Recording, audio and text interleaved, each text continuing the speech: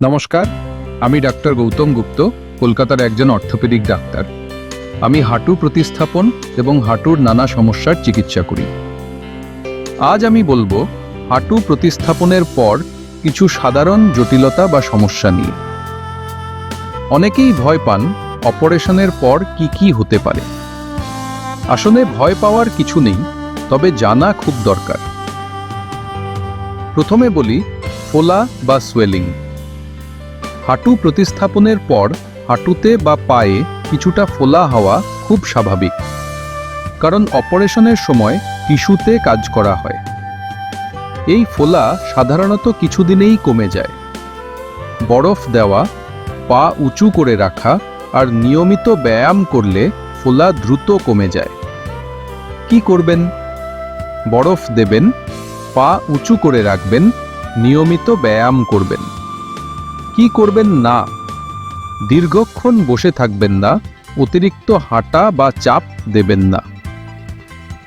দ্বিতীয় হলো শক্ত হয়ে যাওয়া বা স্টিফনেস। অনেক সময় অপারেশনের পরে হাঁটু পুরোপুরি বাঁকানো যায় না বা শক্ত লাগে। এর মূল কারণ হলো ব্যায়াম না করা। তাই আরেকটি বিষয় হলো সংক্রমণ বা ইনফেকশন। যদিও এটি খুব কম হয়, তবে সতর্ক থাকা দরকার।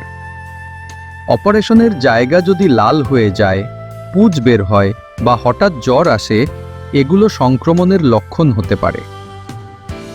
এমন হলে সময় নষ্ট না করে সঙ্গে সঙ্গে ডাক্তারের সঙ্গে যোগাযোগ করতে হবে। এছাড়া আরও কিছু ছোটখাটো সমস্যা থাকতে পারে, যেমন ব্যথা কয়েকদিন বেশি থাকা বা পেশি একটু দুর্বল লাগা। তবে এগুলো ধীরে ধীরে ঠিক হয়ে যায় যদি নিয়ম মেনে চিকিৎসা ও ব্যায়াম করা যায়। বোন অ্যান্ড জয়েন্ট ক্লিনিকে আমরা সব রোগীকেই আগেই এসব বিষয় বুঝিয়ে দিই, যেন অপারেশনের পরে তারা চিন্তিত না হন এবং সময়মতো ব্যবস্থা নিতে পারেন। আমার একটাই অনুরোধ, হাঁটু প্রতিস্থাপনের পর যদি ফোলা, শক্ত হয়ে যাওয়া বা সংক্রমণের মতো কোনো লক্ষণ দেখেন, দেরি করবেন না।